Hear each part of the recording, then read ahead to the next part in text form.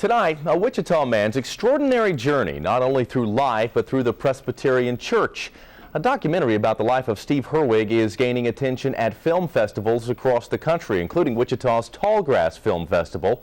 Herwig's dream of becoming a Presbyterian pastor led him to Boston, but his dream has been met with obstacles throughout his life that raise many questions about religion and sexuality. KAKE's Jared Cerullo traveled to Boston to meet with Herwig, his family, and his fellow churchgoers.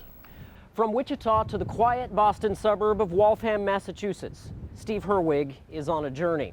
His journey brings him here to First Presbyterian Church in Waltham. This calling has come with much controversy. I constantly felt out of place. During early life, Steve Herwig found himself searching for his identity. Growing up a devout Christian in Wichita, Herwig graduated from Southeast High School.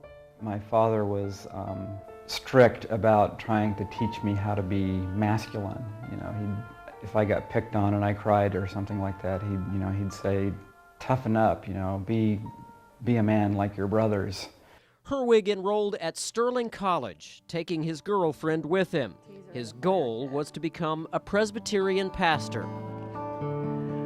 Yeah, so we used to sit on the front porch of my house, front porch swing, and play guitars and sing together. That's what we did a lot. That was our dating. Where I'll end up, well, I think only God really knows. Steve and Billy eventually married and had a daughter, but Steve had a secret. He had told me before we got married that he had had trouble cross-dressing when he was, all through his life. That it started when he was a little kid. My worldview was, if I loved the Lord enough, and if I loved him enough, then I didn't see what the problem was going to be. Not to say that there weren't good times, because there were. We laughed a lot, and and they were very supportive of me and everything I was interested in. But there was a disconnect, just because of all the sadness that they were dealing with. Herwig eventually continued his theological studies outside Boston, but his struggle with cross-dressing continued. His marriage began to fall apart. Our first year, I came home early from work and the door was locked, and I thought, oh my gosh, the first thing that goes through your mind is, oh my gosh, he's having an affair. But that was not the case. He was in my clothes. Steve and Billy eventually divorced. Herwig dropped out of seminary and walked away from the church. After years of counseling, Herwig eventually transitioned from Steve to Sarah. I just kept becoming more and more, feeling more and more guilty and ashamed, desperate that I couldn't overcome this. That was a real struggle for me. It was hard to walk away. Sarah continued to feel a strong calling to serve. Today, she is a candidate for ordination to become a Presbyterian pastor and currently worships at First Presbyterian Church in Waltham, Massachusetts. She has this certain peace to her soul. She's just a beautiful person, and she could reach people in ways that other people could not.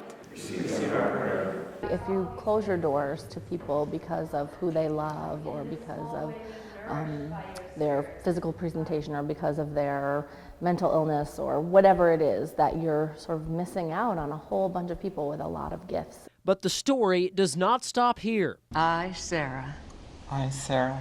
Take you, Jennifer. Sarah Herwig eventually remarried in Boston, where same-sex unions are legal. The Presbyterian Church now considers her gay. That puts her dream of becoming a pastor in jeopardy. Anybody to be ordained must be in either a married relationship between a man and a woman or in chastity and singleness. And so it never says gays and lesbians, but it was put in there in the mid-90s for the purpose of preventing gays and lesbians from being ordained. Southard faced charges in the church that she illegally married Sarah. She was acquitted at trial but found guilty upon appeal. The church's Supreme Court will ultimately decide whether she should be reprimanded. Thy Will Be Done is a documentary about Sarah's life. It's gaining national attention. We traveled to Boston for the film's premiere. Herwig's hope is that her story, her journey, will help the countless other families who are dealing with a similar situation. I think that particularly if this film could be seen by the general public, that it could go a long way in helping people to begin considering different ways of being who we are as human beings. Sarah remains a candidate for ordination in the Presbyterian Church. Both Sarah and Reverend Southard say they think the church is close, nationally, to changing its book of order to allow for gays and lesbians to be ordained. The fellowship of Jesus who walked with us on this earth and the Holy Spirit as well walk beside you every step of the way. Amen. We have a tremendously honest relationship now, which this has facilitated.